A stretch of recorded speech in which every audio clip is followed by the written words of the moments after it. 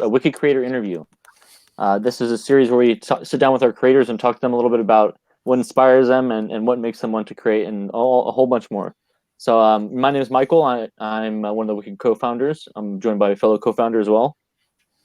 How's it going? I'm Matt Bryant. And we're joined today by a couple awesome creators, the creators of the comic Canada Bear. And why don't you guys introduce yourselves? I'll go first. I was waiting. The tension was real there. It was very real. I felt it. All right, I'm Paul Ferris. I am the creator and artist of Canada Bear. And I am Sean Wilson, and I am the writer for Canada Bear. Welcome. Thank you guys for joining us today. So, thank you for inviting us. Oh, definitely. So I just wanted to start off with just saying, for those who aren't really familiar with you, maybe who don't know your work, could you guys tell us a little bit about yourselves? About the comic or about ourselves in general? About yourselves, about what maybe about a little bit what you do and why you got into comics in the first place. Okay.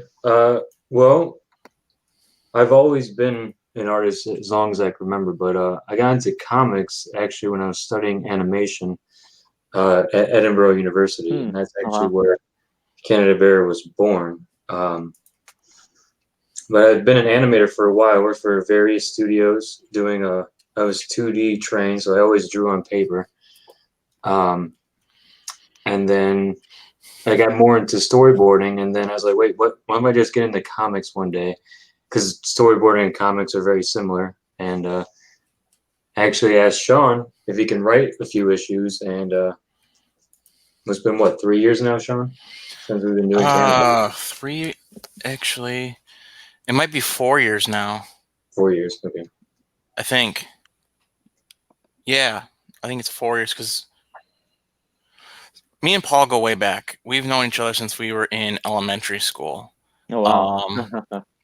We've always wanted to make a comic book. In fact, I've written stories.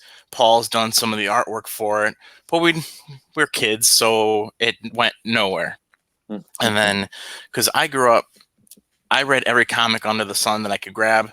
Back when I was younger, I read Batman, Spider-Man, Superman.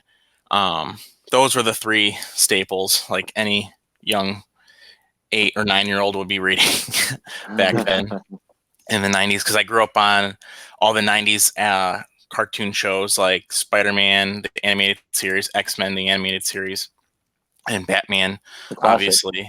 I watched all that stuff. I was immersed into the world. My bookshelf in my living room as an adult is one shelf dedicated just to comic books. And I have a storage unit that has more comic books in it because my fiance won't let me keep them in the house. But like I said, me and Paul have been friends and working on basically creating a comic book since we were 10, 11 years old in elementary school. So when he came to me with his character Canada Bear, which I knew about because he told me about it, that he was working, that was his animated short, which is, you can find on YouTube still, right, Paul? Yeah, I haven't.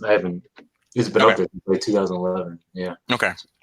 So from that, and then I get this text message from Paul one day out of the blue. Not out of the blue, we talk all the time, but for story's sakes, it was out of the blue, and then felt like it was out of the blue. Yeah, and then we got lunch or dinner or something to catch up, and then he asked me if I wanted to help him, and of course I did, because I like writing. That's kind of what I determined was what I was pretty good at from when I went to college. I went to college for film production at Bowling Green State University in Ohio, and I really enjoyed the screenwriting aspect. And basically, that's what the knowledge I use towards writing Canada Bear. I write it like I'm writing a screenplay. So as I'm writing, as I'm writing the stories, it's basically I'm writing a screenplay. So if anybody ever wants to, you know, turn Cannon Bear into a cartoon movie, I've got plenty of stuff written already. A lot of storyboard stuff we can draw from. Yeah. The reason why I've like asked Sean for help, and I guess this is like a cardinal sin in the comic book world, but I actually didn't read a lot of comics growing up. I basically did a lot of like, if anything, comic was like how-to drawing books, if that makes any sense. Oh yeah, I used to have a ton of those, man. Oh yeah, Yeah, I don't know and those like well. my oldest brother Mike, he actually got me into drawing, and I'll never forget this book. It's pretty well known. It's How to Draw the Marvel Way. Oh yeah, I've heard of that one. Yeah. It's like what 19 something like 1994, 95. Wow. Hey, I'm not that old. I'm only 32. Okay. I would. That's when I'm I really, almost there myself, man. okay. Good. I feel better. confused. Yeah. You're not old. Don't worry. So that's basically how I got into drawing. Interesting. But I always loved the aspects of comics, you know, and I actually read them more now than I ever did when I was a kid. It's funny how that works, isn't it? I kind of did the same way, actually. Mm-hmm.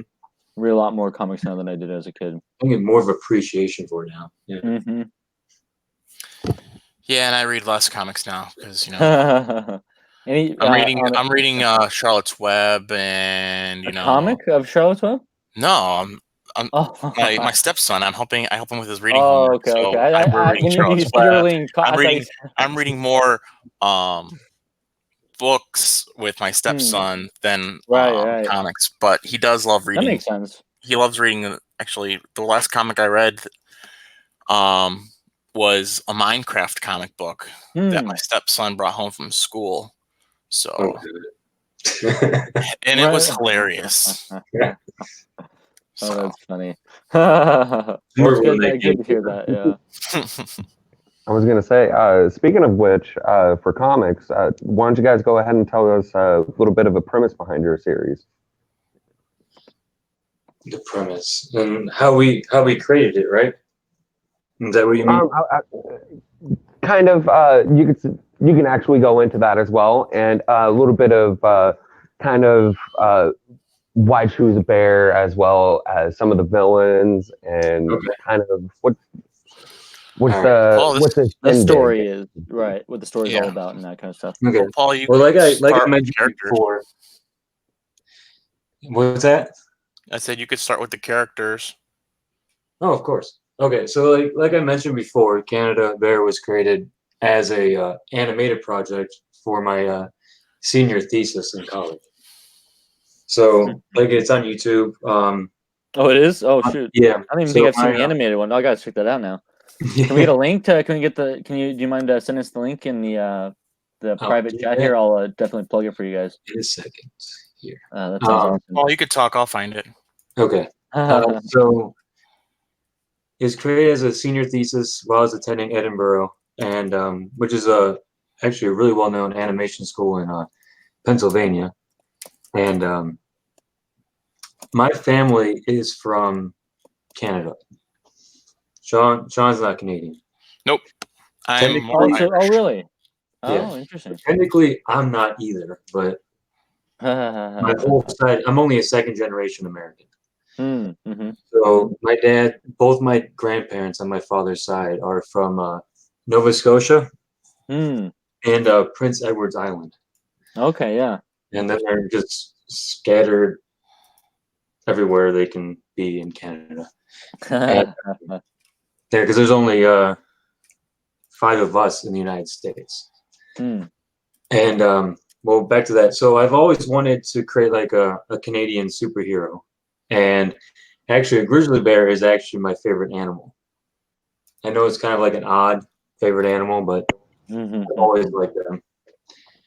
So I went through many designs of creating a superhero bear, and there was a lot of drawings. Like he originally had a mask.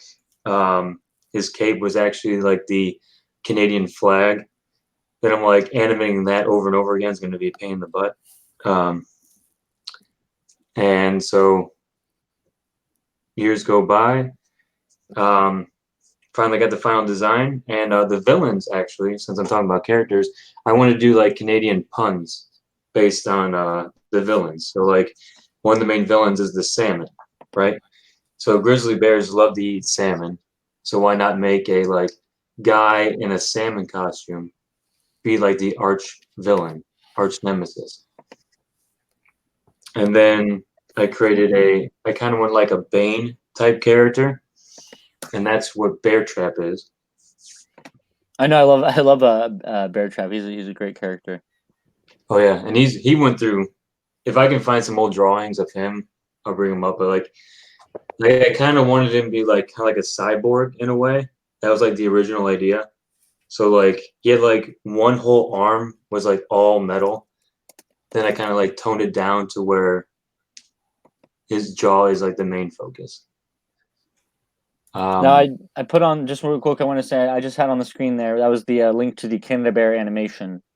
So anytime you guys want to go check that out, it's up there for you. That's awesome, man. Mm-hmm. Does the is this the same iteration of Canada Bear that kind of makes its way into the comic, or did you guys update or change the character at all? It's very close. Very it's close, basically really. the same design. Kind of like a pilot, almost, right? Yeah, basically. Yeah. And then so like all these characters were created, right? So I had all these characters. So, and there was some story to link them all together, but that's when like Sean like came in, and the comic book series actually is like finally getting the backstory of all these characters and tying them in together.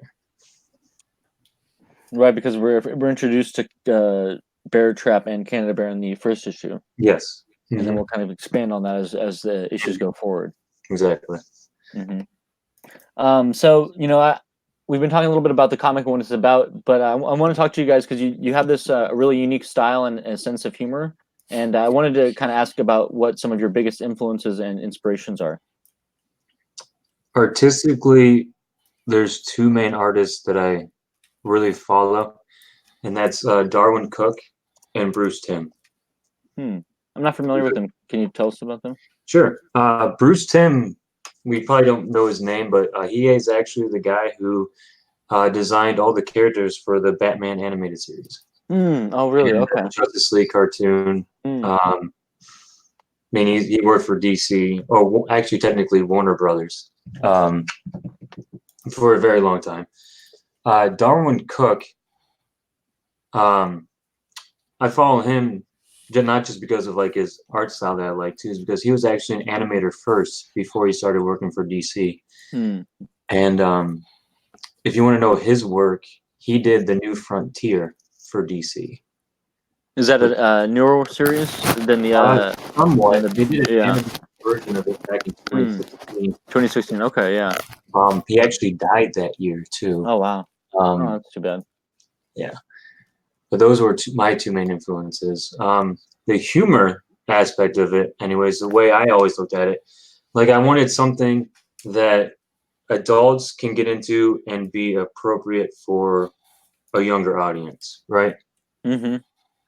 Yeah, totally. That all ages mentality kind of thing. Yeah, totally. That all ages mentality. But I didn't want to be like, oh, it's like a children's book, like a My Little Pony thing. I didn't want that.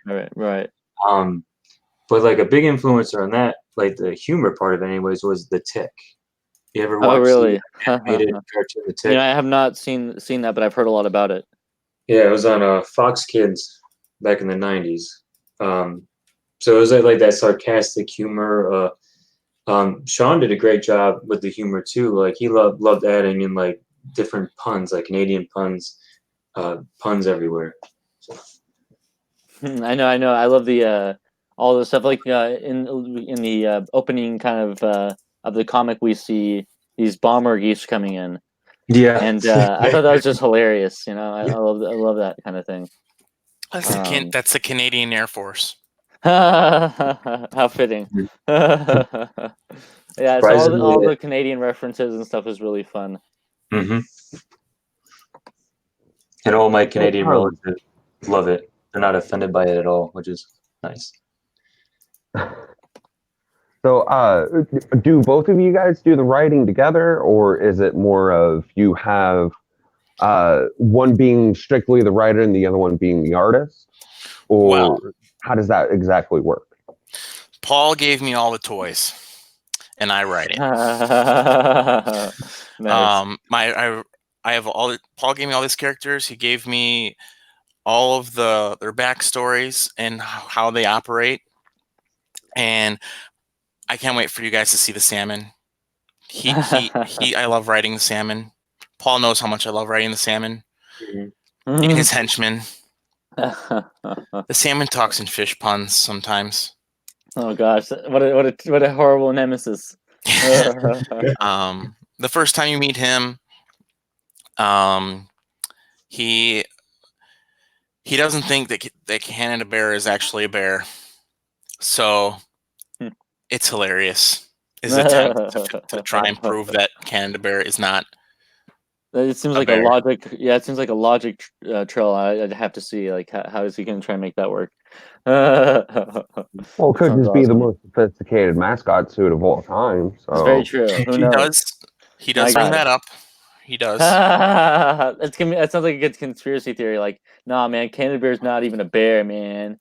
He's a human inside there. He's a really hairy man. Right? Yeah.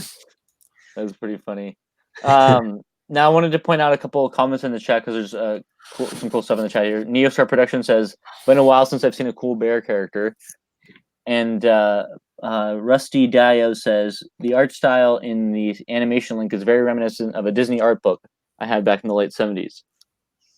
Oh, that's pretty interesting. It's pretty cool. Yeah. So I think it definitely people are kind of connecting with the character and your art style. Now, Canada Bear is a Canadian superhero, but you both mentioned that one of you is Canadian. So how do you incorporate the Canadian elements into the comic like that? Well, I visited Canada all over many times, and like just basically the elements are stereotypes that we use here in America, like the geese being in a Canadian Air Force is one of them. Mm-hmm. So in Canada Bear kind of like pays tribute to Canada and also makes fun of it at the same time. Kind of in a satirical way, almost. Yeah. Yeah. Like and like my relatives, just being around them, and some of the stereotypes are true, and of course some of them are not. They have a real Air Force. And the Nazis. Yeah. And that's his like main mentor. And I use Google. Google. I don't know if you use Google. Actually, one of the main characters is the Mountie, and it's actually like a military force, like a spec ops, and he's basically like his Yoda, right, Sean? That's how he's being written. Basically, yeah, that's how I'm writing him as. He's like the Yoda to Canada Bear. In issue 1, not issue 1, issue 2 is you start hinting at the Mountie character, and eventually he comes into some later issues. Yeah, he's on the cover. Excuse me, he's on the cover. And is there anything you can kind of tease us? Tell us a little bit, maybe at this point. Like in the future. In the future. Yeah. For future comics or the future of whatever the you want to tell us about the character, maybe. Like, is there anything you can kind of share now, or is it kind of still under wraps? He is a big part in the next couple issues. You actually gave an issue 2. I'll give that away. Yeah. He's you find out a lot about him in the next couple issues. I don't want to give much away, but right, I get that. He's fun. He is a total can I say He kicks butt. That's what I'll say. He's one bad mojo. Basically, Yeah. he's Don't one mess with bad him. mojo. Yeah. And actually, when I was makes sense. designing him, I was like, if you would have like a companion or not, or like like a horse or something, because Mounties ride horses. And one of my friends was like, "Does I like in the animation studio like all the way down? I just like barely hear it." And he goes, "What about a moose?" I'm Oh like, my god. and then like Oh, that'd be immediately- hilarious. Oh immediately, god. I'm, like thinking of like a name for him, and I'm like, this could be a character, and I'm like, what if I named him Moose Tracks, like the ice cream? Moose It's like my favorite. There's an ice cream named Moose Tracks. Oh yeah. Oh my god. You've never had moose tracks before? No, never had it This before. is sad news. What's funny is that I Oh. actually have that inside my freezer right now. Oh my Do god, you? you're It's kidding the me. best. No, dude. It is one of the best ice creams. Yeah. Yeah. Oh, that's so funny, dude. I might Oh, get some man. now. And they have like the dark chocolate moose tracks now. Wow. Man, you guys make me hungry for ice cream. That's so funny. Yeah, I'll check that out. That sounds interesting. Speaking of design, I was wondering, do you also do the coloring, or do you have a separate person for coloring process? I do all the coloring. Very nice. So it's more of a two-man team, so to speak. Yeah, so when it comes to like the production of the comic, I do work a lot. So I do have help with I usually have one of my friends like who actually is a very talented animator who's actually worked on the animated short that a few of you have watched tonight. His name's Matthew Critchfield. He did a lot of for issue 1 he did a lot of pencils, and for issue 2 he did thumbnails and layouts. So I basically have I'll have someone like, hey, here's the script. Can you I want to see how you lay it out, and if I like it, I'll use it and I'll flesh it out, right? And then I'll ink it and color it, just to keep the process going. Mm-hmm. No, that's pretty interesting. In a way, it's kind of like having an assistant or more. But I would say in this instance, it's more of An inker, maybe. I would say kind of more of the planner side. Yeah. Or somebody who sees a visual layout of things and could decipher, okay, maybe this should probably be set up in a certain way to where it has a few more panels rather than another scene that can be just done too. Yeah, there's a lot of back and forth between that person and I, and then he'll send me a rough of what he thinks, and there's notes that go by. So usually they get it done like on the first try, because we usually talk about it a lot before they even lay the pencil down on the paper. Mm-hmm. Yeah, that makes a lot of sense. Yeah.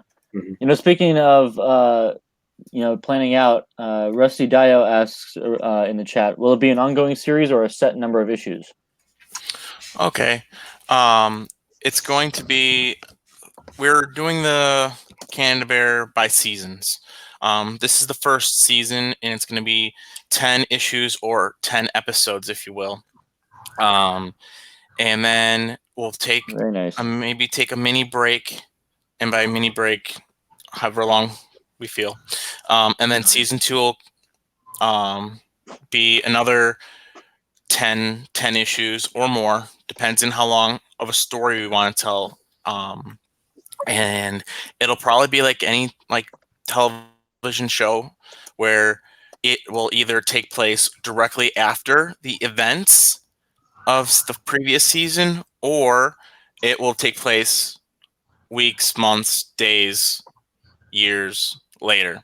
But for right now, the way that it's going, season 1 will be 10 issues long, and then season 2 will issue 1 will be right immediately at the end, right after. So that's how season 2 will be. Yeah, so the whole idea of Canada Bear is basically bring like an animated, I guess you could say Saturday morning kind of cartoon feel to comics. So that's why we use the terminology like seasons and episodes, so they get that feel. Very nice, very nice. So there's plenty of awesome Canada Bear adventures to look forward to in the near future. Yes. Oh yeah. That's awesome. I mean, one brainstorming session me and Paul had way like a year or two ago, we had Canada Bear going to space at some point. So there's lots of stories we can end up telling. I would love to see Canada Bear in space. That would be amazing. Yeah, you have to get there eventually, right? I mean, that's the logical conclusion. That's a lot Now, of geese flying into space. my God, space geese. That's the next final. That's the real final frontier, right there, man. Yeah. Now, are there any messages or themes that you guys are trying to bring across in the pages of Canada Bear? That's a good question. That's a very good question. I mean, in fact, I was looking at that question sheet you gave us, and I was like, "How am I going to answer this question?"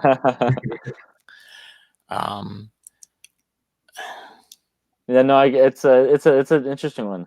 That's it's for, especially with Canada Bear. I was curious about where you guys were coming from with it. I guess not so much a message, more of a feel. I just want to, with Canada Bear, I just want like people to have fun with comics. Yes, I agree with that. Have a good story, appealing characters. If and then just have fun with it. Don't take it too seriously. Because there's a lot of like seriousness in comics. And that's interesting. Yeah. Yeah. And I kind of remember to have the fun about comics. Make remember that that's the most important part about it. To take you away from reality. Yeah. Yeah. We want. Oh, sorry, Paul. No, I'm basically done. Oh, you're basically not. Okay. Yeah. Sorry. This chat thing's new to me and Paul, so we're no worries. Like what Paul said, to bring fun and stuff back to comics, and we want to be able to. My goal as writing the comic is to make it to where a kid could read it and understand it and be like, "This is awesome! It's a bear punching a guy in a salmon costume in the face. This is awesome." But then I also want an adult who can read it with their kid and also be like, "Wow, this story is very deep for a comic book about a bear fighting supervillains. But it can be entertaining for the adult and like the puns and the jokes. We have we're based out of the Cleveland area, Cleveland, Ohio. So our sports teams aren't very good sometimes. So, and we have links to or Easter eggs of just stuff in the Cleveland area in some of the pages and some of the artwork. So I like people from Cleveland who read our book can be like, "Oh, they're referencing such and such."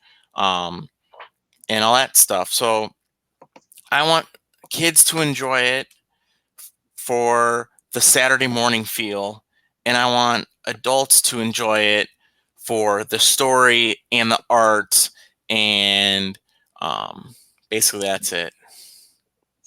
That's awesome, man. I think that's a great reason to do it, and I'm glad to see that you guys are still out there, pushing those kind of positive messages. When you do, as you said, there's a lot of darkness and a lot of very serious stuff going on in comics. So it's nice to see the fun parts still being put out there. Yeah. Would you guys say that this that kind of message or meaning would, so to speak, be I would say not necessarily the main cause, but a lot of part of the reason why you guys decided to put a lot of comedy into your guys' story as well? Mm-hmm. Well, for the comedy aspect, I have a giant bear with a cape and some superpowers. I have a little man in a salmon costume. Bear punching man in salmon costume is hilarious. So a lot Not of only that, the salmon man also thinks that the bear isn't even a bear too. So that kind of brings the question his thoughts as well. Yeah. So it's there's a lot of things. There's some very funny moments in this story, in this ongoing story, but there's also some serious moments too. There's going to be a to be continued, and you're going to be like, no, what happens next? Kind of a feel, especially in the later issues. So there's comedy and drama in a story about a bear saving Canada on the daily. So he definitely puts in the work. Yeah, but the comedy aspect it's my favorite thing. It's my favorite style to write. I like writing comedies. So Paul gave me the gift of some really funny characters, especially I keep going back to the salmon and how much I love writing him, but his henchmen are almost as good to write because of the way they are. They're very unique. Both of them have their own personalities. You never see their faces. And you never see their faces.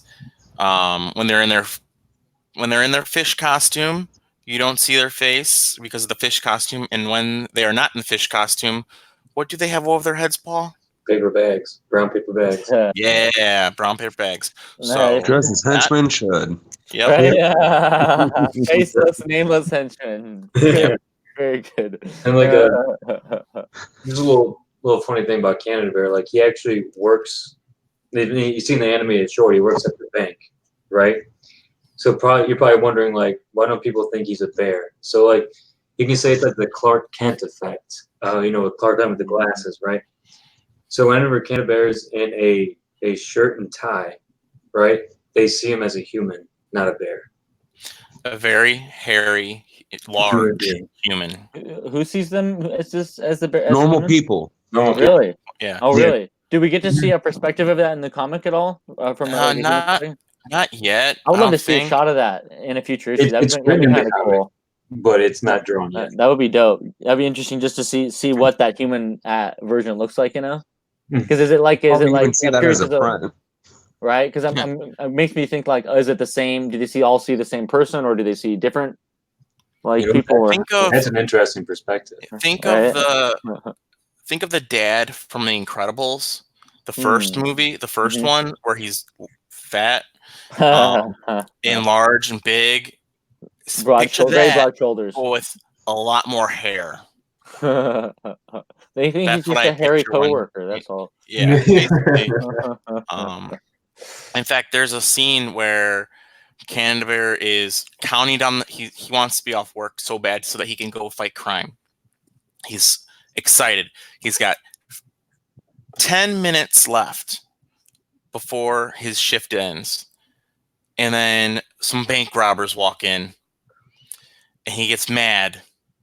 Or no, he doesn't get mad. He gets excited. He's like, sweet, I can spend the last couple minutes from a work shift beating up these criminals. Nice. And then he beats them up so quickly that it only erased 5 minutes, and he still had 5 minutes left of his work shift. So he has to stay, put his tie back on, sit back down, and wait another 5 minutes. Yeah, before he can leave. That's pretty funny. I like that.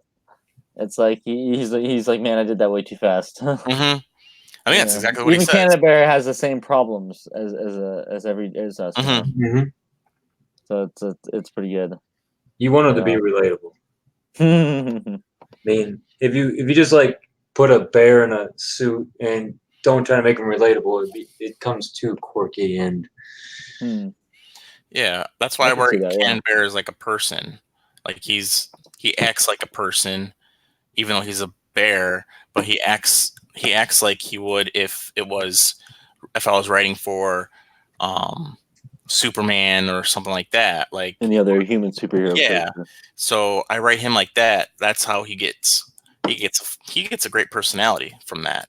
Is I'm not writing him like have him roar or you don't play up the animalistic. Yeah. No, we play up the animalistic when he's in a like heat of like when he's fighting. Like if he's engaged with a villain, his animalistic thing comes out, but he's also in a sense his true nature. Yes. Yeah. It's hard And to then- hide that when you're in the thick of battle. Yeah, and that's great about the Mountie character, that when we introduce him, and then later issues, we find out how they officially met back in the day when Canada Bear first got his abilities and stuff. The Mountie is the one that found him. So that goes into a story of how Canada Bear started training with the Mountie and all that fun stuff. Interesting. Now, I wanted to talk to you guys a little bit about some more of your future plans. In particular, I was curious if you guys had any thoughts about if you might go back to a crowdfunding campaign in the future. We have talked about it, and the answer is yes. Nice. We're actually working on getting an Indiegogo started for issue 2. Very nice, man. That's Yeah. awesome. And actually, I've been Jeremy Lott. He actually asked me if I'm going to do that, and I said, yeah, I don't know much about crowdfunding, and he's been kind of giving me some hints and help to make a successful campaign. Yeah. That's great. Yeah, he's a good resource. He did a great job on his first campaign.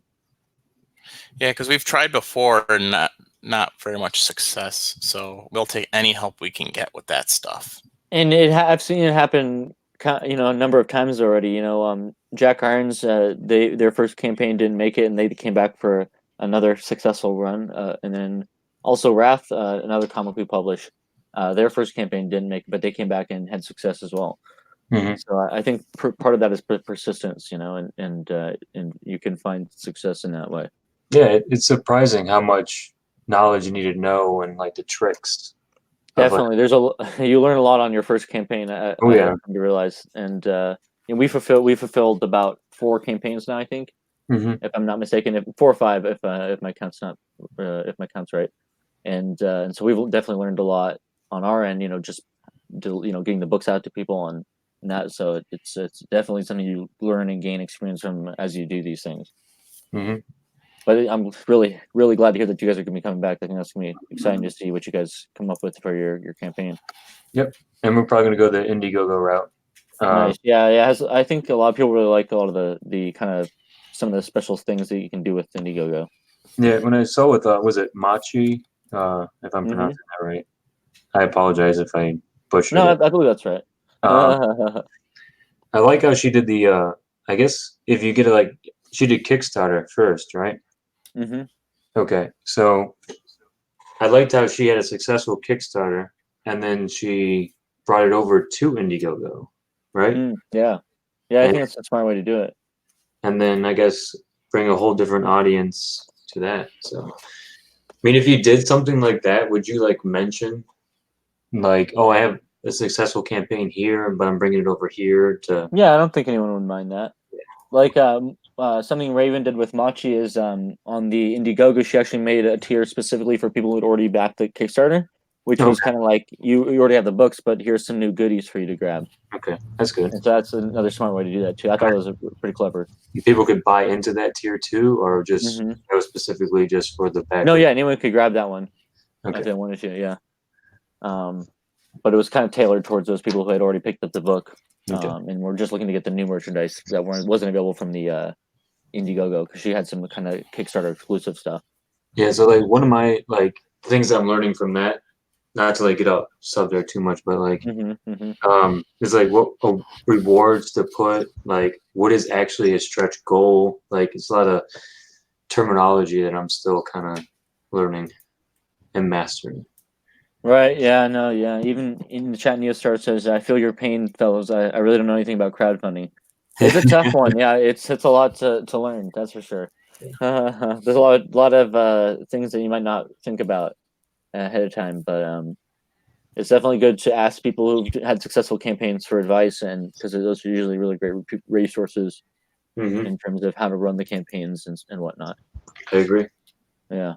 But as you said, not to get too off topic, but I know we have some more questions to get back to.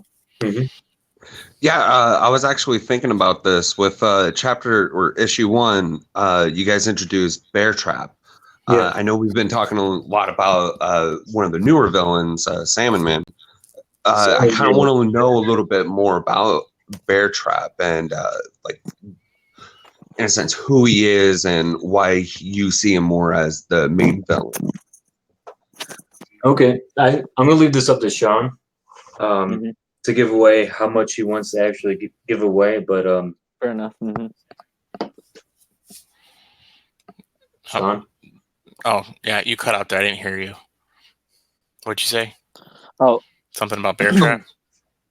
Yeah, I just kind of want to know a little bit more about him and why you guys see him more of the main villain rather than Salmon Man. Oh, Bear Trap. Well, Bear Trap is basically he's a blue bear, obviously. He's been mechanized by the actual he has a higher there's a bigger boss than Bear Trap. He is like a lieutenant, and then there's another person pulling the string or bad guy pulling the strings above him.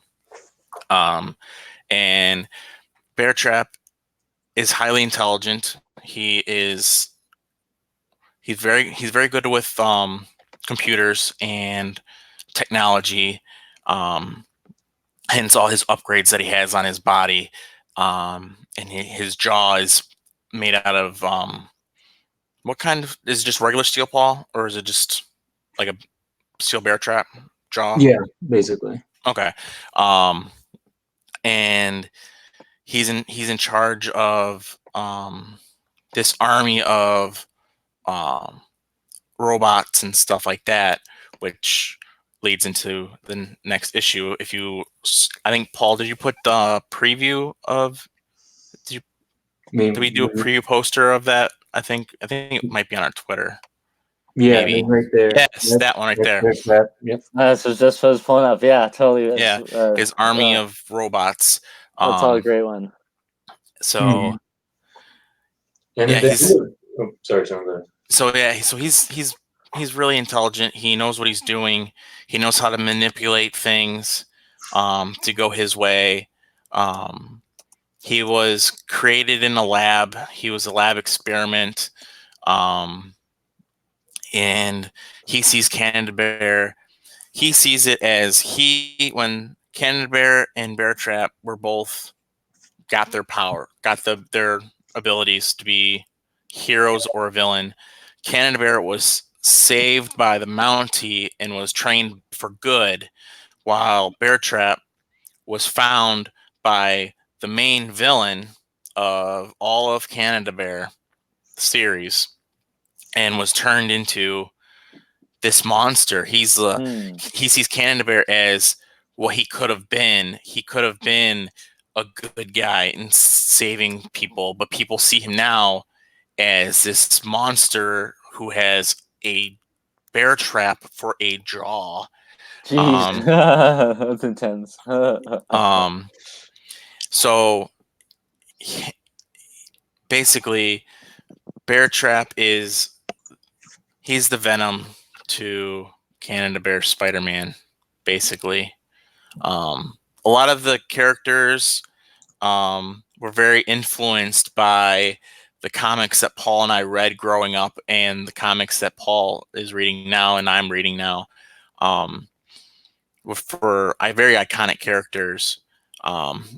And that's how we end up writing them, or how I end up writing some of these characters is I picture them as some of these other iconic villains, and it just goes from there. I'm actually gonna download the last page of issue 1 to kind of give an idea what we're talking about. I love the design, and a couple people in the chat have noted how menacing the character is. Scott says Bear Trap is a menace, and Neostar says Bear Trap, the mechanized menace of the North. So people were digging the design there. Thank you. But yeah, I think you guys have kind of layered some interesting stuff, and it almost sounds like when I hear you describing it, it sounds like maybe there's another villain hiding in the shadows behind Bear Trap. Mm-hmm. something to kind of look forward to down the line to learn more about what's going on with that mystery, about who found Bear Trap and turned him into this. Yeah, I sent a link to the Dropbox. I don't know how to upload images. 1 second. I just posted a link, a Dropbox link in for more bear trap, another bear trap photo. Yeah. Okay, but it's probably not for concept for bear trap. Oh, yeah, I like these this concept design for Bear Trap. This is pretty cool. I'll pull up, and then I'll pull the other one up as well after that. But what can you tell us a little bit about this concept as I bring this up? Which concept is it? I'll see it here a second. It's the it looks like a cyborg. Yeah, that's one of the earlier designs, actually. Oh, really? Interesting. It's he awesome. kind of has a beastly quality to him. Yeah. On the left there. So that one drawing on the top left, super old. I think I burned that one or destroyed it. But you can see the idea was him to basically be this kind of like a Terminator type character, right? Just like is he like a cyborg, right? Is he a regular bear with added parts, you know? And then I just went, you know what, this might be a little bit too much. So I just really focused I don't know if you can see need a link to a more later design, but I went to more of like focusing on like his gauntlets, like his hands, and the jaw being like the main mechanical things about him. Very nice. Yeah, I think the design really works, and you can see where it kind of come through in the final design too, as well. The one in the bottom left, we were going to animate that design, and we're like, wait a minute, that would drive me insane to animate that. Yeah, that's a lot of moving parts, isn't it? Trying to frame that arm.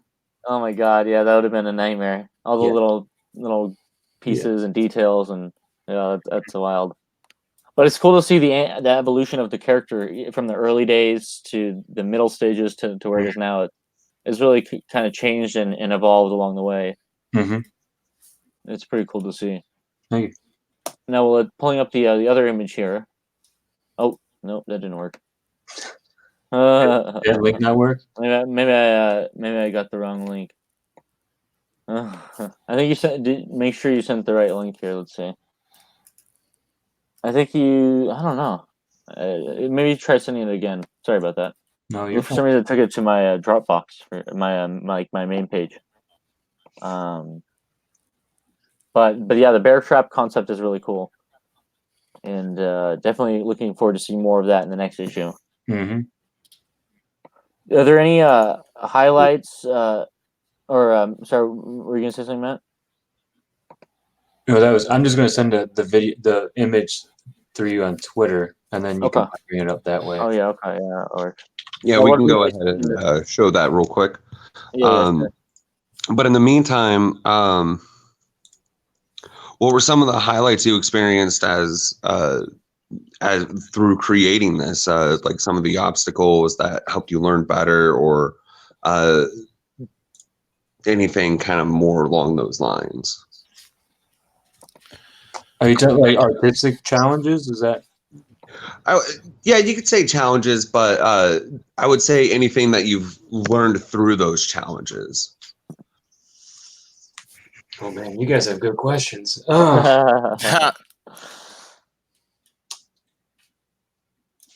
Learn to my challenges. I'm going to think of my answer. If Sean has an answer, if there are any challenges that he has. Challenges.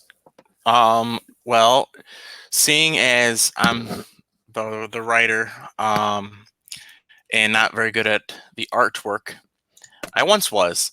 Paul can tell you I was actually really good at art, but then I went to college and stopped drawing. So now I can barely draw stick figures. You can draw stick figures. I get that, man. I get you. But some of the challenges I faced was when I was writing was making sure that when I wrote the description of what I wanted in the panel to go with the dialogue, I had to make sure that I didn't put too many movements or actions in the dialogue part, so that when Paul or Matt or Lafayette or those three who have helped with this book over the years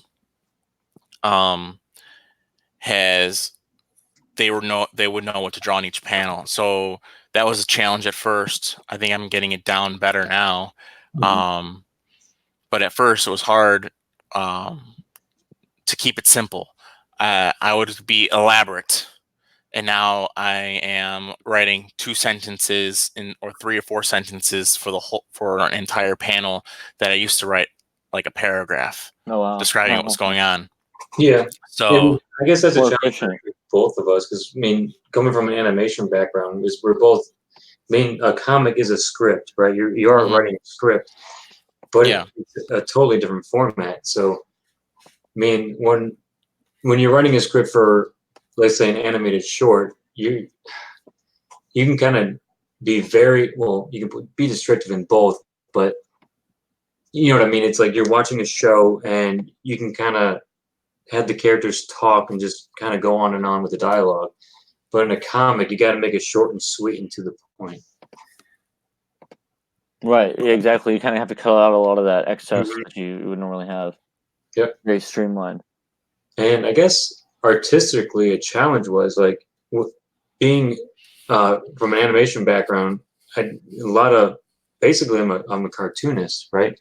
And I wanted to become more detailed in my designs, right? So learning, because comics can be very detailed, and you don't have to draw it over and over again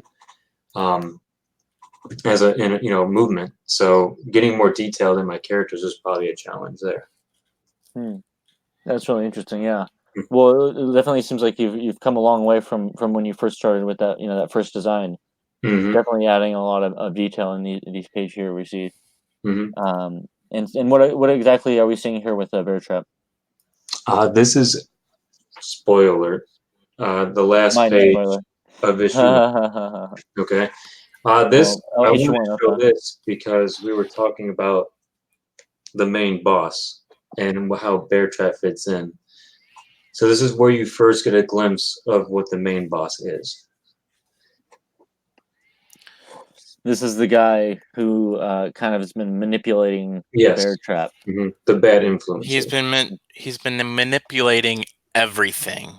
Really? So he is the big bad. He is the main villain that the good guys, the good characters, Canada Bear, the Mountie, this young reporter, because every hero needs a reporter friend. Mandy, she gets introduced in the next issue, and it goes from basically they're trying to figure out what's going on and who's behind it, and that's how you get to the finale. Nice. So, well, that's exciting. Yeah, I love this page. I think it was really set up well, and kind of leads you to some mystery and to wonder what's really going on here. So we'll definitely learn more about that in the near future, in the next couple issues, as they start to come out more. Now, try to leave out with cliffhangers, but not too cliffhanger-y, I guess. And we got another Scott here. Scott says, looks like he's right out of a 90s Disney movie. People are really connecting the kind of like the Disney-esque vibe almost. Okay, I just got through watching the trailer. Now I'm really looking for. Okay. These like live updated comments just popping in. Yeah, well, I can control them as we go here.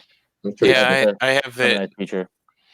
I have it on mute in the other tab on my computer, so I'm looking at some of the questions. Oh, nice. Yeah, you can do that as well. I do that sometimes as well because it's a little more direct. You have to. There's a bit of a delay from StreamYard to the YouTube. Dan's in the chat. Thanks for that, Jan. I appreciate that. I kind of want to show a Mount Salmon design because we've been talking about him, and people are probably wondering what he looks like. The salmon? Yeah. Do you have one picked out already? Yeah, I'm gonna do the one that here. Let's see. Is it the one Matt drew? Is it in the concepts? Yeah. Yeah. Do the one if you're in there already. I'm already in there. Do the, The one with where poses. While where you he's guys sorry, saying go ahead. blah. No, That do one? the one with all the poses from The poses? 2 Okay. Yeah. 1 second. I wanted to answer one real quick because this one I can actually answer. Scott Mhm. asked, "When can I get a physical copy?" I can happily say that we're printing out the physical copies this month, so you'll be able to order them from the Wikid store at the end of this month, Hallelujah. and I'm very much looking forward to that.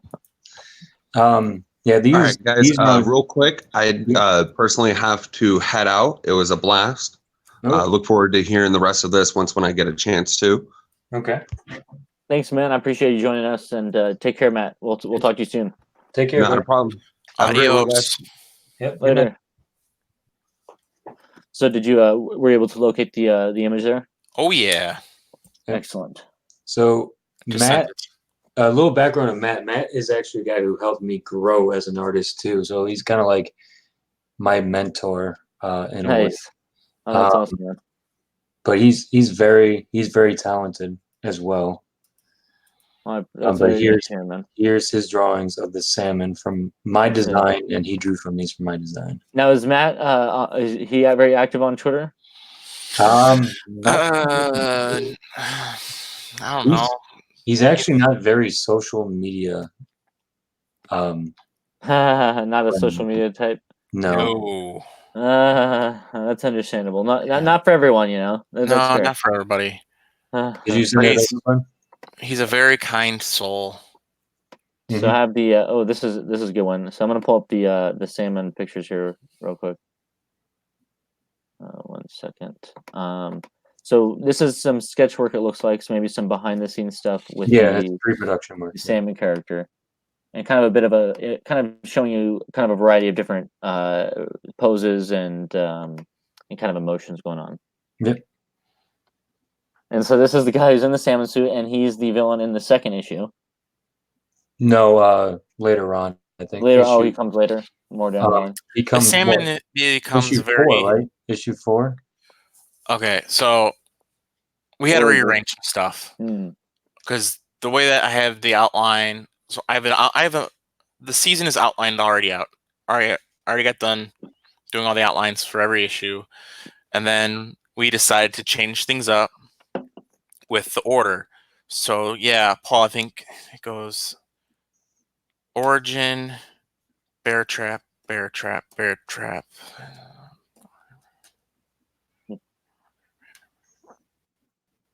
Issue 5 and issue 6 are Salmon. the salmon, and then 7, 8 is bear trap and the salmon, I think, and then 9 and 10 is the finale.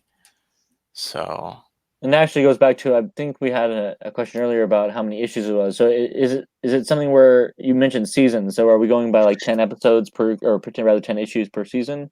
Is that kind of like the idea, maybe That's fair to say. yeah, around there? and Maybe? it's based off of some of my favorite shows only have like 10 episode seasons or 12 episode seasons with 13. Right, it's interesting. I've noticed that in the the last handful of years that's become a real popular trend, and it does seem to work really well for whatever reason. Yeah. I mean, It's basically so that you don't have filler episodes. You know, like I was a big fan of Dragon Ball Z growing up. So you would have an episode where Goku is powering up for the entire episode and there's stuff going on in between, but the episode is 30 minutes long of an episode in in watching time, but in the show only 2 minutes have taken place.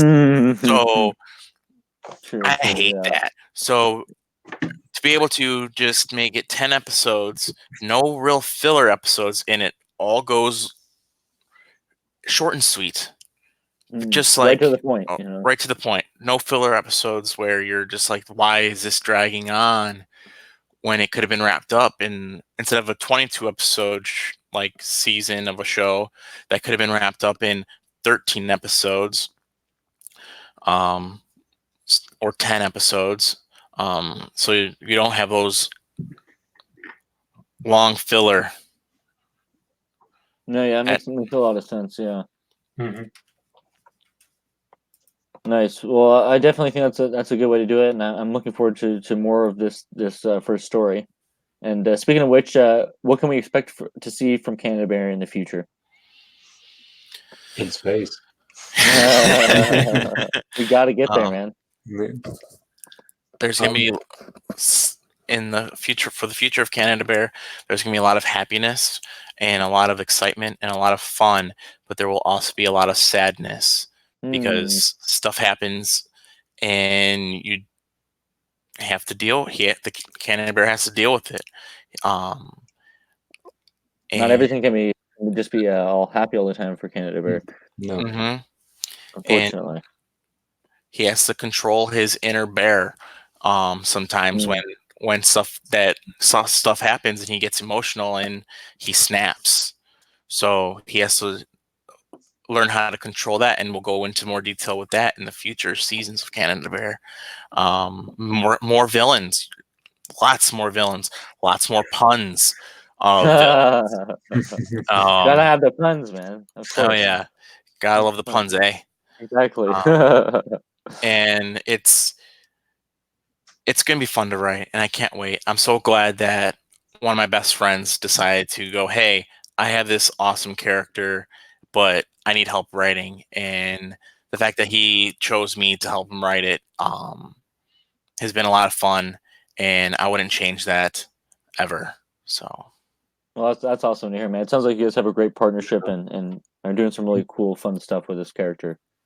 And the fact that you guys have known each other for so long and have always wanted to make comics, it's like it's all come full circle, really. You know. So Mhm. that's awesome, man. In the chat, we have a quick question. Scott says, "Do you guys have any projects in the works outside of Canada Bear?" We always Paul, you have want to go ideas. first? We always have ideas. Mhm.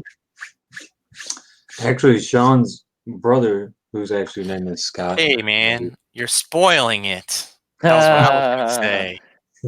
Which Scott is it? There's too many Scots in the chat. We don't know. I'll give you a hint. He's the stormtrooper, I think. If Still he don't know. texts me back. Oh, that's funny. But no, Scotty, my younger brother, he is working on a project too, which takes place in the same universe as Oh, Canada really? Bear, Oh, wow, that's but cool. years before, like in the past. Like 40, 50 years. I think. Yeah. Like So Canada Bear AD or something, or yeah, like like BC or Canada Bear. I believe before he had- Canada Bear, BCB. Yeah. And his concept for that character is so outstanding. He's doing such a great job writing it. And he's gonna enjoy that, and maybe Paul will do the artwork for it. Nice, Maybe. man. Oh, cool, and it'll be interesting to see where that kind of spinoff kind of goes from there. You know, I see in that'll the be fun. someone said there's a Hanna-Barbera vibe. Mm-hmm. Yeah, Yeah, definitely, Neostar, totally. Yeah, it's definitely an influence there. Oh, really? Oh, okay, nice. Very Mhm. nice. So, did you grow up watching a lot of Hanna-Barbera Oh, of stuff? course. Nice. I would I never, think a lot I of really people want did, to right? animate like them because it's very limited. But Mm. the designs, I've always loved the designs of Hanna-Barbera cartoons. Yeah, they're very unique and striking, aren't they? Mm-hmm. That's cool, man. Yeah, I love to hear your influences. Sounds like you guys have a lot of really, really kind of unique influences and Mhm. stuff. Yeah, so basically, to put my influences in a nutshell, I kind of go for like I want to say sharp lines of like Hanna-Barbera, right? The geometry of that, and then the in like a term in character design is straights against curve, right? And Bruce Timm does that very well. And I try to give Canterbury like an organic feel. And Darwin Cook, I guess I can bring up some of his work, but he has like a nice organic feel of his characters. Like they actually look like humans in a superhero costume, Mm-hmm. not like some roided out. creature or man, Arnold Schwarzenegger type. that they have like 32-inch pythons on their arm. If we're going to talk about Batman, I'm probably going to get either yelled at or people are going to agree with me. In chat. I hate the Arkham Batman design. Really?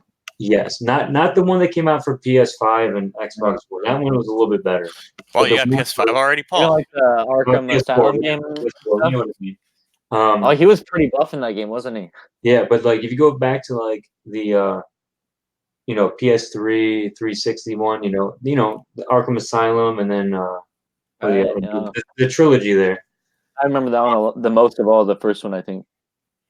Yeah, and I didn't like how like he looked like he can pick up a tank, and like another game series I love is Resident Evil, and what they did for Chris Redfield in Resident Evil 5, right?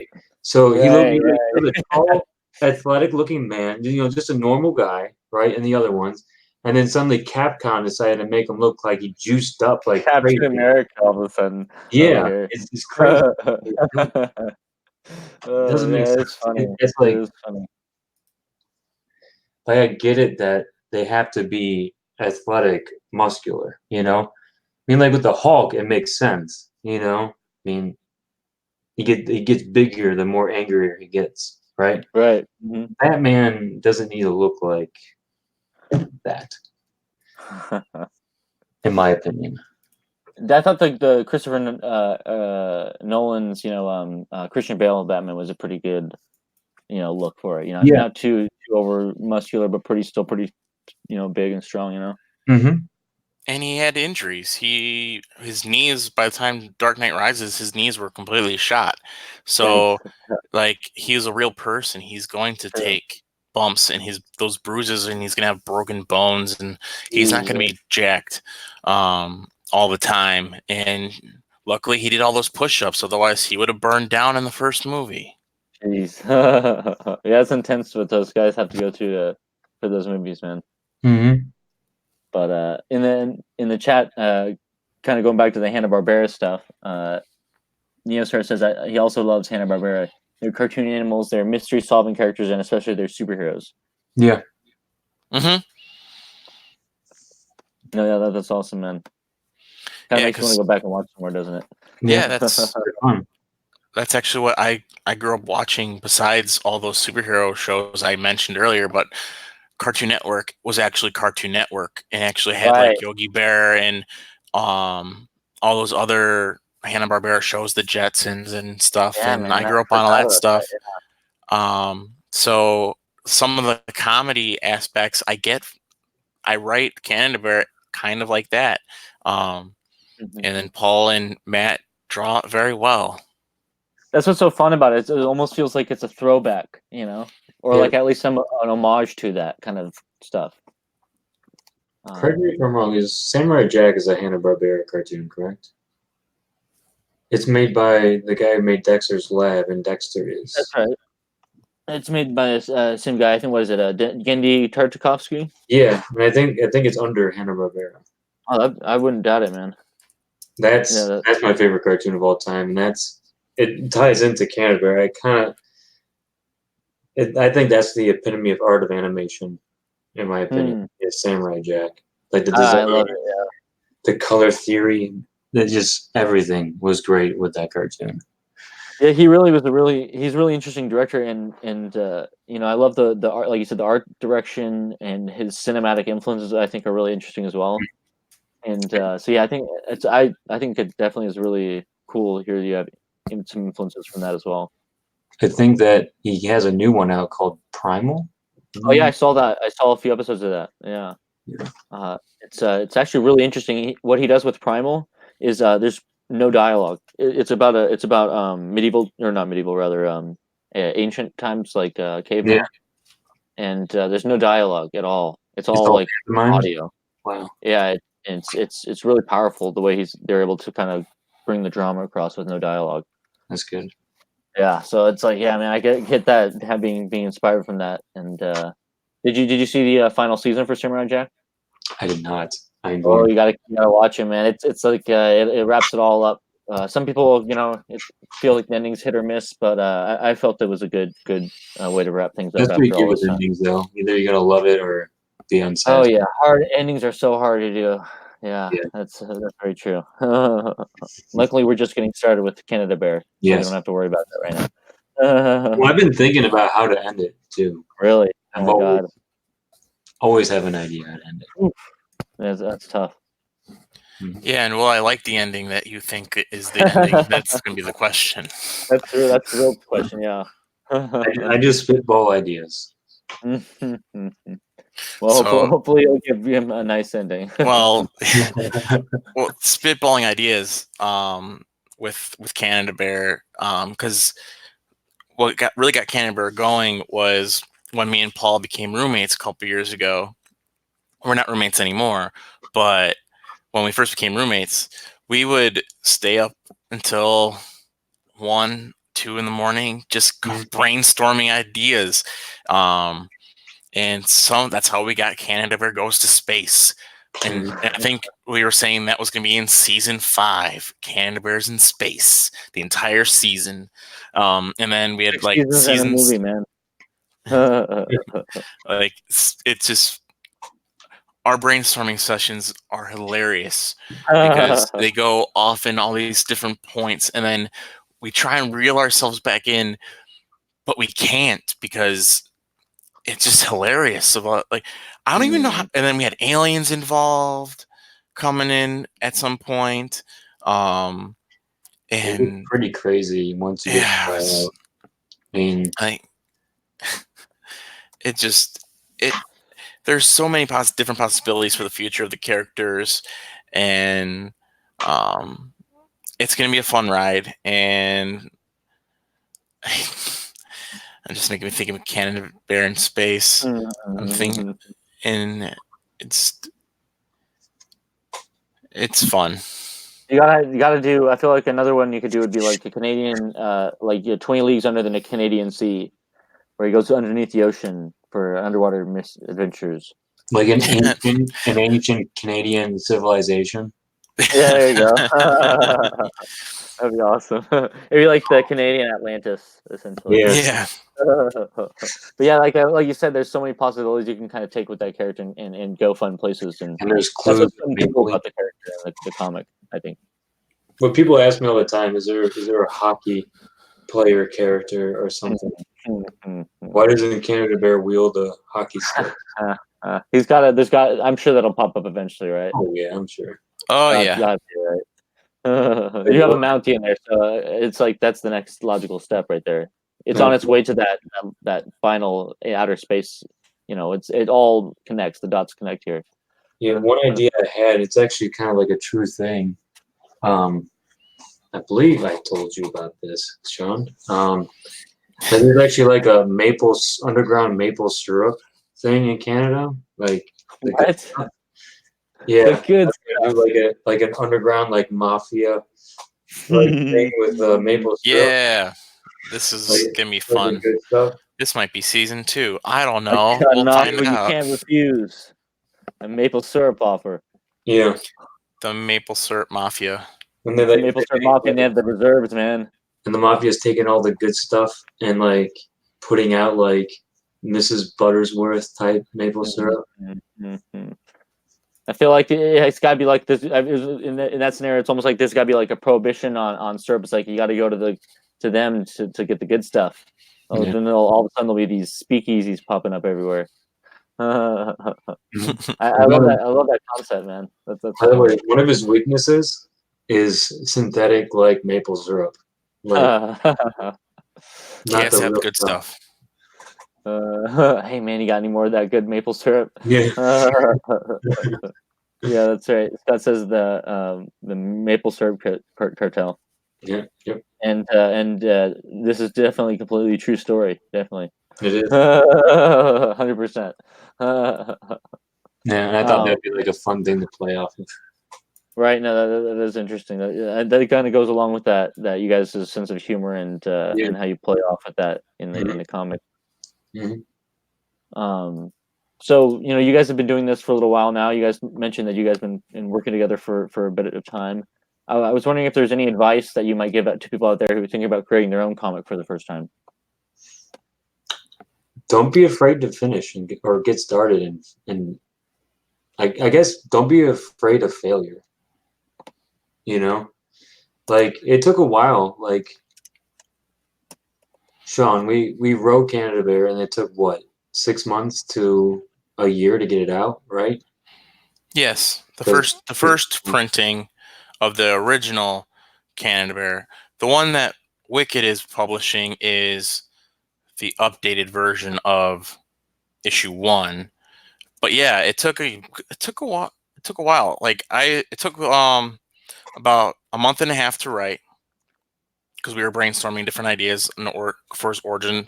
First time writing a comic book, I bought a book on how to write comics, and it was basically the same way that I write screenplays. So that's awesome. And I don't know why I'm talking and using my hands when nobody can see me. Well, I've been doing that all night, and I probably Hey, it But- helps. It helps. like if your And- brother come on, you probably think I'm having a stroke or there's like a like, But what I would say to anybody starting out is that you have the story. It can be out. You can outline it on paper, or have it outlined in your head. But make sure you have a point A to a point B to a point C and so forth. But make sure that your issue that you're working on is, if you're, for the writing aspect, is clear. You don't have to write a paragraph of description. Make sure if you're starting an issue with a character that has never been in the comic book before, brand new character, give that instead of creating a description for that character and putting it in the panel page, give that description directly to the artist and have them do concept art. That's what we did for a couple characters down the road, like Mandy, who's the reporter. I gave Paul and Matt descriptions of her, and then they went out. Matt went out and ended up drawing and designing the character. That way, it gives them a better idea of what you want the character to look like. Mm-hmm. And then they can, when you say Mandy's doing this, they know what she's supposed to look like, and they know that she will be a main character and not just a side character who they can draw. Like if I say, give a character a name, and draw whoever they want. If it's this main character who I gave them a head start on drawing, then they know how to draw that.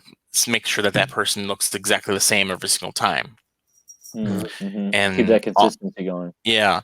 And also, when you're done, when the book is done and printed and you have it in your hand, save it, because you created something, and hold on to it, frame it, put it somewhere, because you might not be published by a publisher yet. If you do what we did for the first, when we first started Canada Bear, we were printing through getting our book printed ourselves. Keep it, because you'll look back 5 or 6 years from now and be like, this is where the story began, and this is where the characters all began, and it'll be like a nice thing to look back at. Yeah. Save at least one, sell the rest to your local comic book stores, go to conventions. Yeah. We didn't have very much luck at conventions, but comic book stores. Well, one convention was bad. One convention was okay, yeah, one. But We won't. I guess we can name it if you want. They're kind of sometimes some are better than others. You know, Yeah. it all just kind of depends. You know, but become friends with the local comic book stores in your community, because they, like, if if they're anything like ours, they will support the crap out of you. They will Yeah. buy your books. They will sell your books. They will promote your books. They will tell people to buy them. They will help you whenever you need it. They will schedule you to come to their store and sell your book and do signings. In fact, we have a couple of our local stores who we are really good friends with. They are waiting for the Wikid publishing of Yeah. the new issue 1. So become friends with them. They will help you out as much as they can, and they will support you. You Yeah. have no idea how much they support you until you try. Yeah. And like Yeah, definitely. advice that I would say too is, I mean, Sean said a lot of good points, Hmm. but Oh, thank you. but story, I would say, like if you're first starting out, right, and you're excited, you're like, oh, I want to make this book. I got this great idea. And a lot of people ask me, like, you know, what do you think is more important, story or art in the book? I mean, they all go hand in hand, but my advice, always make sure you have your story fleshed out and ready to go. Yes. The art will come, Mhm. okay? And don't be afraid to take your time and get it right, you know? Like spend time on designs, you know? And don't be afraid to collaborate with, like if you're a fellow artist, don't be afraid to collaborate with other people.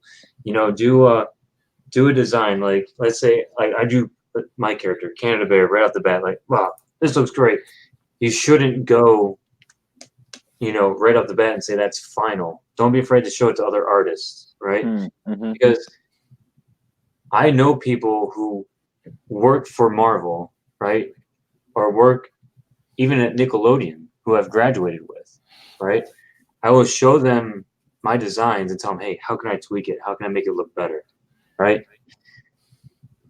So just take your time, get it right, and then everything that Sean said, once you have it done, only thing I can add about that is promote the crap out of it in social media, because we have Yeah. that technology. Well, it's been around forever now, but it's there. You got to do it.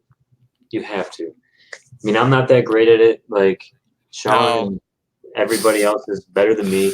I'm really good at retweeting because that's like a Yes. button, you know. Paul is fantastic at retweeting stuff. But like promotion and just like a lot of self promotion, like local comic book shops are your friend. Like Sean Definitely. said, like we have a couple that we go to often, you Mhm. know, and Yeah. we've done well at signings, and that's why they Mhm. asked us to come back, you know, because you have to understand, like your local comic book shops are going to love you going there because, you know, they have their own selfish reasons why they bring artists to there too, because it brings people to their store. So those are very important. And also, not only become friends with your local comic book store, but when you are at a convention and you are selling your book, if it's just you, then if it's just one person, then it might be more difficult. But if there's a whole team of you, if there's like for me and Paul, we usually go to conventions and it's Paul, myself, and my brother. One of us at some point will go and walk around and meet the other comic book stores that are at the convention, and that's how we were able to sell Canada Bear's first issue before we actually had it printed, because we had it printed in a binder. We had a binder. Yeah, Canada Bear issue 1 is in a binder, the first ever printing. Yeah. When we were self-publishing, what we Mhm. would do once the lettering's done, Sean and I go, damn, finally done, right? The next day or that day, depending on how excited we are, you know, or tired, whatever, we would go to a local print. Like it could be as simple as like a Kinko's. I don't know if those exist anymore, but like, you know, like a FedEx thing, right? Yeah. Or Staples, and put your files in there. They can be the correct like 6.65 by 10.25, and just print those out on 8.5 by 11, right? And put them in a binder, in order, obviously, and go to your shops and say, hey, we just finished this. Even if you can show your order receipt, they're coming in. Would you be interested in our book? And that's a great way. And they'll be like, okay, we'll take 10. They might even take like 5 just to get started. Because the one shop we sold out, and they're like, we need more. We were like, we have no more. Yeah, we'll get more. No, yeah, definitely, yeah. I mean, Yeah, and keep also, where you're coming from. and also a lot of people like they think big, which is great, but also don't rush yourself. Think smaller. Think smaller. Like, take time to your story. Like I'm gonna use my friend Matt as an example, and a fellow friend Gabe. Right, they're both great artists, and but I would say one criticism with them, they can't settle on a story. They've been working on a story for 10 years now. Really? Right, 10 years, and it's just not done. They have a bunch of nice drawings, like they can make people excited about their story, but they got nothing to show. And it's been 10 Right, yeah. They want to do this 200-page graphic novel, blah blah blah blah blah blah, and it just never gets done. Right. So yeah, exactly. You gotta it's better to just start putting in out the work and getting things done, and everything will come in due time. Yep. A lot of your graphic novels were actually single back issues before they were printed in graphic novel form. Just remember that. Definitely. Oh yeah. Well, I have a bit of a this is a bit of a turn on the question. I want to go for a bit of a fun one here. What food is Canada Bear's favorite to munch on, and how about a drink to wash it down? Go ahead, Sean. Poutine, maple syrup. Very nice. I should have suggested. What else is it like, Paul? We were talking about this before we went on. Besides any Canadian beverages of choice. Poutine's is a big one. Oh yeah, he loves it. He mentions it a couple of times. For people who don't know what poutine is, it's yes, please. with French fries and gravy and cheese, basically, right? It's so yummy. Yeah. I'm not even Canadian, and I love it. Yeah, when I was still at Edinburgh, we would go to Ottawa International Animation and Film Festival, and everyone would get poutine. They're like, oh, we're in Canada. And I would be like, I've had that so much times. I'm gonna get, because they have like really good shawarma in Ontario. I'll get into shawarma. Basically, Indian food. Yeah. Now, poutine, is that something you can get this side of the border? You can make it, I guess. No one's think of it as like a loaded French fry. Yeah, sounds pretty good, man. Have you ever had like loaded French fries? I've had like cheesy a little bit of that. Yeah, like there's so many different versions. I think there's one with mashed potatoes and gravy and oh man, jeez. Oh man, that sounds bomb. Mashed potatoes. Shepherd's pie is a big Canadian dish. Oh yeah, I love me some shepherd's pie. I'll say that. Yeah, my great grandmother was like, that's all she freaking made. Really? Shepherd's pie? No. Give me some real pie. That's funny. What about to drink? Does Canada Bear imbibe on alcohol at all, or is he teetotal? Or in the comics, he hasn't really had any issues with alcohol yet, but I'm sure that'll be a funny scenario at some point in the series. That would be interesting to see if he tries alcohol for the first time, or however you guys said play it out. That'll be an accident, that's for sure. Yikes! Well, maybe the Maple gang puts like alcohol or something in their synthetic maple syrup. They spiked their syrup. Oh, there no. You go. Basically, yeah, that the synthetic maple syrup does make him act like he's drunk. So Right, that's what I was thinking. And almost don't even need to really do the alcohol. It's almost like you just do the maple syrup. He had too much maple syrup. It's a sugar rush. Same idea, pretty much. Oh man, that's pretty Yes, good. guys, like I want to do a 200-page graphic novel. Like, Yeah, I'm not Yeah. telling you not to do it. that's true. Yeah, And- and like you said, in 6 individual chapters. So you break it Yeah. up. Then you Mhm. compile it later. Yeah. Boom, you got yourself a graphic novel size. Yeah. And to answer Scott's other question about selling other Wicked titles in at like conventions and stuff, of course we would, as long as you guys give them to us to sell. We would totally sell other people's comics at conventions, just to help get their name out there. We're And maybe even kind of push it in local stores too. That'd be kind of yeah, cool too. I mean, if we do conventions, well, we will do it, not if. We can just go in as Wicked Publishing, Definitely, and yeah. have every single title available, and that's actually a good way to do it. Like, I'm sure everybody who's listening to this has been to a convention, and you do see a lot of single books, singular storylines, right? And some of them Mhm. do well, but the ones that do really well are the ones that just have multiple titles and their table's full of stuff to buy. yeah, Right, yeah. Yeah, it is cool to see that, when you have a lot of titles, it actually helps a lot more, just a lot of for people to choose through and variety, but just to see it all out on the table just looks a lot better. And We one would thing be, we're going to be working on for our convention season this year is upping our kind of display game. So we're working yeah, really heavily on 3D display and kind of getting that's cool. upward mobility, yeah, for the display. we would Yeah. just promote Wicked comics at that. Definitely. Like, Yeah, and I think that's would be a great way to promote the brand, honestly. And since we're on the East Coast, if there's anybody else who is being published by Wicked, in on the East Coast who would be willing to come to some of these conventions and Nice. be with us, that would be more helpful too. Or we could go towards to wherever they are. Mhm. Just maybe not so much the California side. That's far Definitely, no, away. I get that. well, I Yeah, would maybe.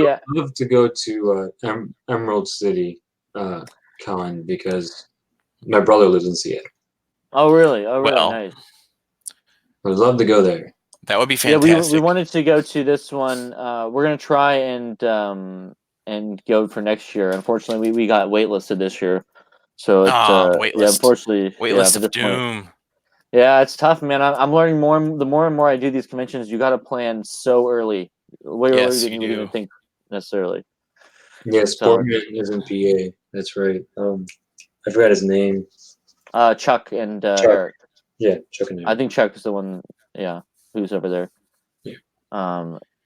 But yeah, no, that would be cool.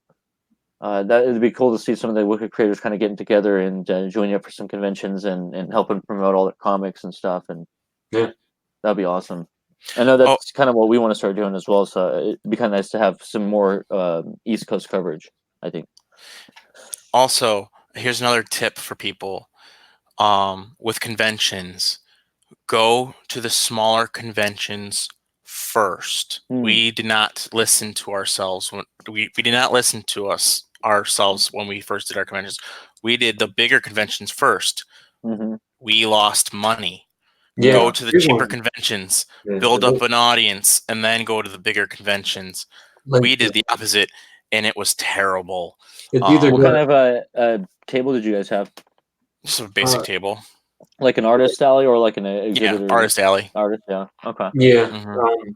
So like not just like smaller conventions, just even sticking to like comic book shops is a good way to get started. Because they won't charge you for a table. Right, yeah, it is tough, man. It's tough out there. We're going to a couple of the big conventions this year, like LA Comic Con and stuff. And man, they charge so much for the stuff there.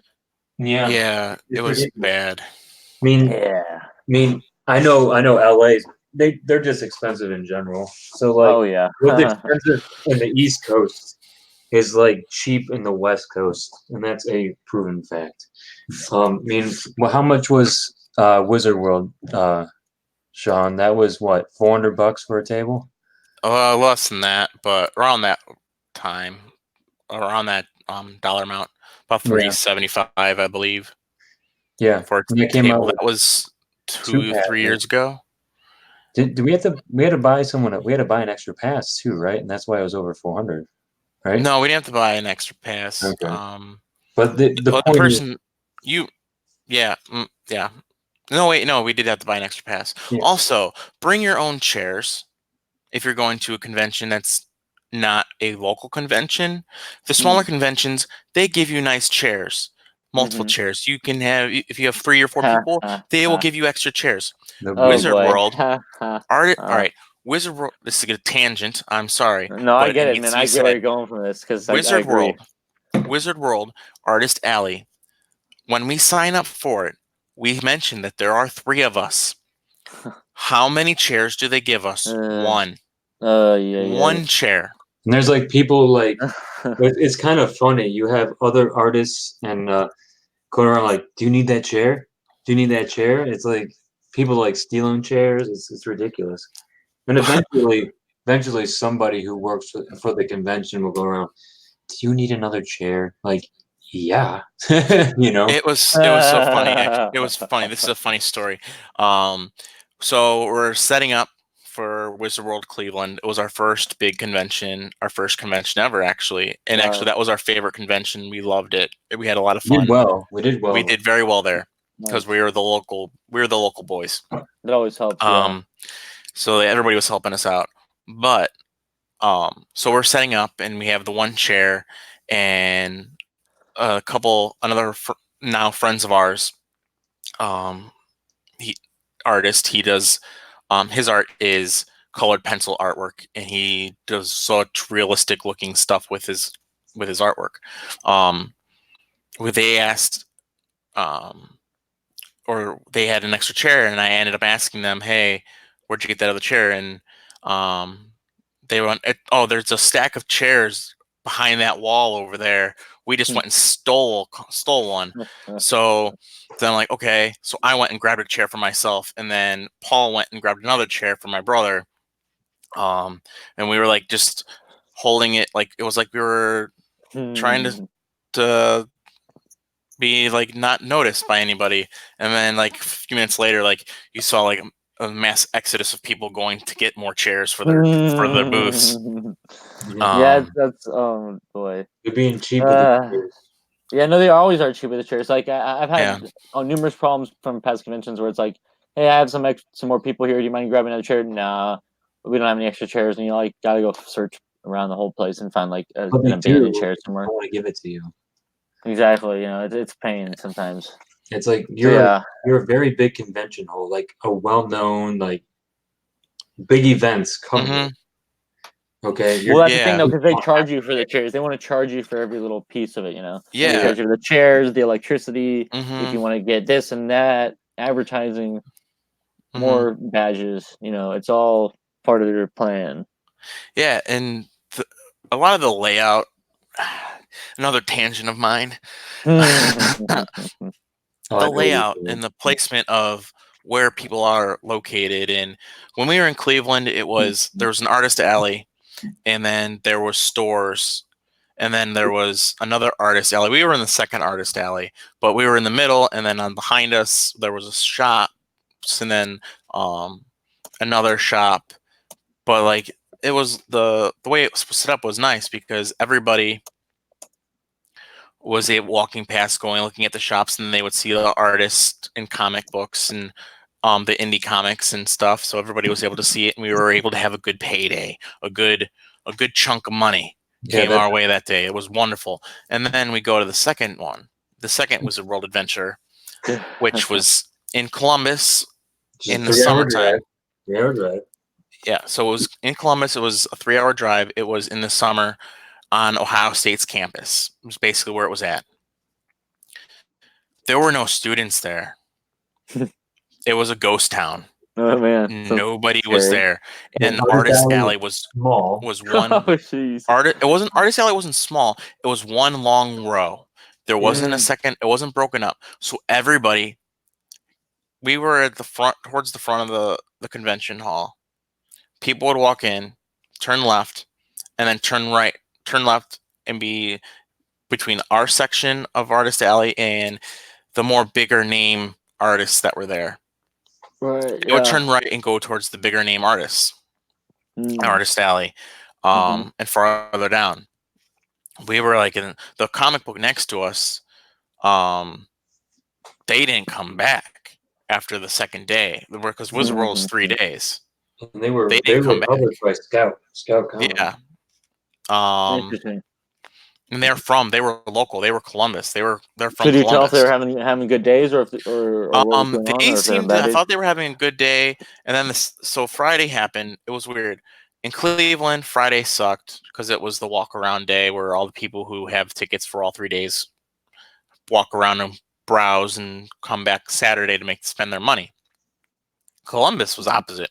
Columbus, everybody spent their money on Friday, and nobody showed up on Saturday, Wow. and definitely nobody showed up on Sunday. The problem with Columbus was that, like what you mentioned before, I think a good plan is to break up the artist alleys and have shops, like how vendors show up. It's Yeah. like have vendors near the artist alley because that brings traffic to the artist alleys, right? And then the other problem was you would have all of us. They had us, the people from Scout Comics, and then we had this other indie comic, and then right across from us is probably a display for it's an artist display of fan art that is about a mile high. Don't get me That's started. what it on looked that, like. Please don't get me started on that. Yeah, but that's the other problem is you got these giant displays. There's no height limit, so everybody has their stuff built all the way to the ceiling of this giant convention hall, and then so everybody sees that, goes to that, and completely ignores everybody else who has their own characters and it isn't fan art. And Paul will go off if I keep talking about it, so I'm not going to keep talking about it. Right. But that's another pet peeve of ours I is got a all that problem stuff. with people taking licensed characters, right, and just drawing them on like 11 by 17 thing. Yeah, right? Hey, I don't necessarily have a problem with it, but I understand where you're coming from. But the one thing that you do have advantage over them is you're coming out with original creative things, which I think something that I've noticed at conventions is people do appreciate that. Oh, hey, look, these people are actually coming out with original comics still.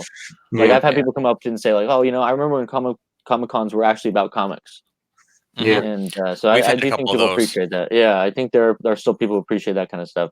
But you do know what you mean. It is. There's a lot of fan art at conventions, and it is tough. You and every convention is different too. It's kind of you have to kind of feel out, especially if you've never been to one of them before. It's really a learning lesson. I learn something every time I do a convention. Yeah, so do we. That's like just the fact that I just want a height limit. I don't. I would appreciate that. Annoying, yeah, I would appreciate that, man. You can't. Or I was talking with some other.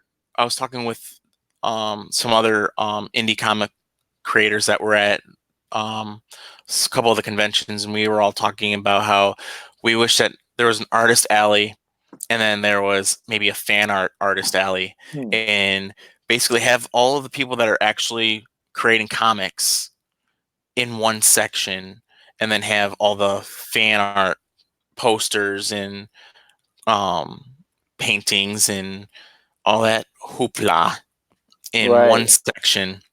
Because if someone sees a giant wall of fan art and then they're at that booth, and then next to that booth is a small indie promotion who has one banner because their banner that they bought broke, and so it's, I don't know, a lot of these bigger conventions don't look out for the smaller comic book creators, which isn't fair. Yeah, it is very true. And I even had one probably one of my worst ones I had was and part of the reason we actually have decided to kind of expand into the 3D and more vertical display stuff is because there was one of those those kind of like we were saying with kind of a vertical, very tall cage like kind of structure where it had all the fan art kind of posted in rows, you know. But that wasn't so bad. But the worst part was it had the art also more art on the back of theirs, and so it looked like behind me was this wall of their art. And so I had all these people coming by like, "Oh, is that your art?" I'm like, I'd have to say, "No, no, no, that's the booth behind me." Oh, And yes. it was just so awkward. It was very awkward. That happened to us as well. Mhm. Like Really? Oh, they yeah. had their artwork was double-sided, Yes. and Yeah. so like we would have people walk up exactly the same. I think this happened, Paul, I think it was when you were doing one of your laps around the convention that someone came up to me and did the exact. I looked. My comic's about a bear. That's Goku from Dragon Ball Z. So yeah, I completely understand that. So Yeah. Basically. Yeah, man. Yeah, that's wild, huh? Oh man. Well, that's it's interesting. It's good. It's cool to hear your guys' perspective on the whole con stuff, and it sounds like you guys have been doing that for a little bit now and kind of getting some experience under your belt. So Mhm. that's definitely good. So hopefully we'll get some more stuff together. Maybe get some of the Wicked guys together and get some more conventions, man. Because yeah, that's one thing we always try to do is try to do more and more conventions and trying to expand out and just trying to reach a new audience. You know. Yeah, I do think it's a great idea to like have like spread us out. Like anybody can sell any of the books, you know? Exactly. That's right. Yeah, that's the one. That is a very good benefit of it. And Yeah. print costs might go up, but you're going to be selling more, so And if we centralize the print cost, the printing, you can help with the costs and stuff. And that's part of what we do. So yeah. that helps too, and get the books out to all you guys, so you guys can sell it and stuff. And Hmm. so yeah, definitely. I think that'd be cool. It's something we brought up with the other creators, but definitely looking forward to some of you guys taking advantage of that.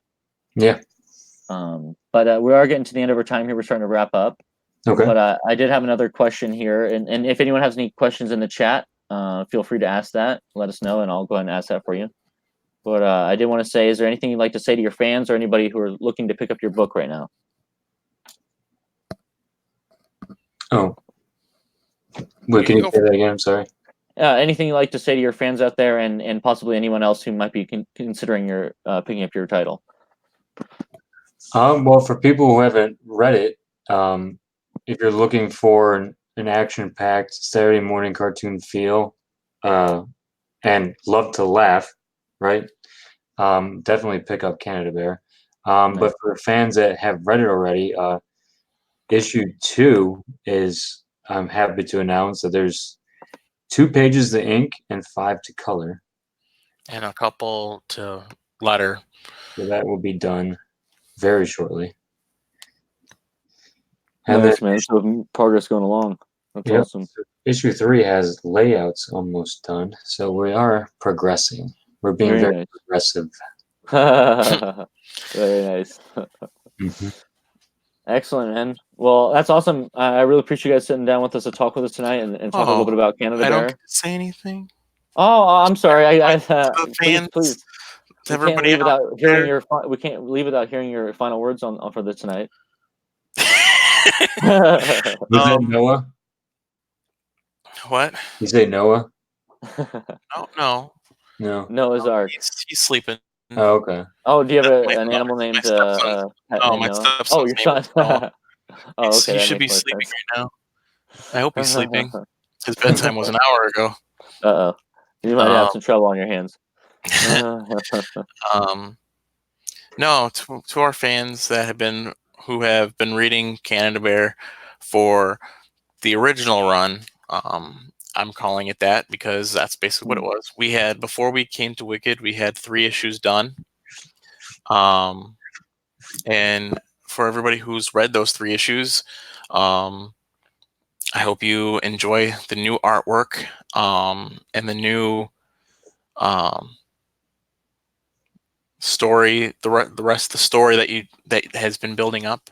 I hope you continue to read it, and enjoy it. Parents, buy it for your kids, read it with them. It's very enjoyable. It is a Saturday morning cartoon in 2D. Well, you know what I mean. Yeah, in book form. It's in book form. Yeah. And I know how much joy it brings to some people. We actually have a number one fan. One of my coworkers' sons. His name is Anthony. He is a wonderful human being. Mm-hmm. He is going through a rough patch right now. Sorry to hear that. But every issue brings a smile to his face, and that's why I write the book, is because if the story can make a kid smile, then we're doing our job. So I just want to say thanks to everybody who's read our books, read our issues, supported us, came to conventions, bought our books twice, bought digital copies when they first came out, supported us as much as we can. I want to say thank you to Eric at Comics Are Go, Sean at it's Comic Book Heaven, right? Comic Heaven. Yeah. Right? Yeah. I'm sorry, I haven't been to the store in a while because I don't live in Willoughby anymore. And I want to John at Comics and Friends in Menor, Ohio, Great Lakes Mall, great store. I just want to say thanks for believing in us and for supporting us. And I can't wait to see the reactions to the future issues that will be getting published by Wikid. And I just want to say thank you. Yeah. That's awesome, man. Well, I know people are going to have a lot to look forward to this year with you guys, and a lot of great Canada Bear stuff coming soon. And is there any way people can follow you online and check out some more of what you guys got going on with all your comics soon? Yeah, we do post on Twitter. Yep. And that's at CB Comics. Right? Did I name it right? Yeah, Sea Bear Comics. Okay. Because the other one you just said, someone already has it. The jerks, the fools. Yeah. They don't know what they're doing. I am CDome 1989 on Twitter. And then Paul, you're what? PD Ferris on Twitter, right? Yep. PD Ferris. Yep. And then you guys also have a YouTube channel, is that right? Yeah, we both do, I think. Mine is Canada Bear related. We have the Canada Bear one. Yeah, when sometimes I go in there and stream in color. Once we get the crowdfunding going again, I'll be doing more live streams with updates on the book and everything like that, promoting the book as well. Nice, man. That sounds like a great idea. Yeah, kind of get it out there more. Mm-hmm. And that's just is that under Paul Ferrison? What, the YouTube? Yeah. P Ferris Animation. Yeah. I think this is it here. And my YouTube is CDome 13. And it has some stuff I've done because I went to films. I did film projects for many years, video projects. So you can look at all my old stuff. They're terrible. Some of them are. So is it this one here with the Titanic song on it? A Titanic song? Wait, which one? Does that sound relevant? Oh, the Titanic song with the kids in the singing Yeah, it? I just want to make sure I have the right page all here. my cousins. That is hilarious. Okay, cool. I didn't have the right page. My brother makes funny things in that. But yeah, enjoy that. It was a fun time. Oh, that's funny, man. Nice, man. Well, thank you again, guys. I really appreciate talking with you guys. That was a lot of fun, and I really enjoyed hearing about your inspirations and all what you guys got going on. You know, this is a great comic. It's got a lot of fun. It's got a lot of heart. And I can tell you guys to put a lot of work into creating not just the character, but the whole story and the world together with all the villains you have and all the cool stuff you guys got planned. So I'm super excited about it. And so I think anyone who's kind of been interested in, who's listening tonight, should check it out and wait for more news on their crowdfunding campaign when that drops later this year. As I'm sure we'll be seeing more on their Twitter about that soon. And aiming for pick up the Oh, and one more thing I have to should say is that we'll be printing out the first issue of Canada Bear this month. So you'll be able to pick it up on the Wikid store at the end of this month, and then we'll be shipping that out as well, and also taking over to conventions and stuff. So you'll be able to get your hands on the first Wikid edition of Canada Bear #1. So Awesome. a lot of stuff to look forward to. Can't wait. Definitely. Well, thanks again, guys. Thank you guys for the chat. We'll see you guys later, and enjoy the rest of your night. Take care. Thank you so much.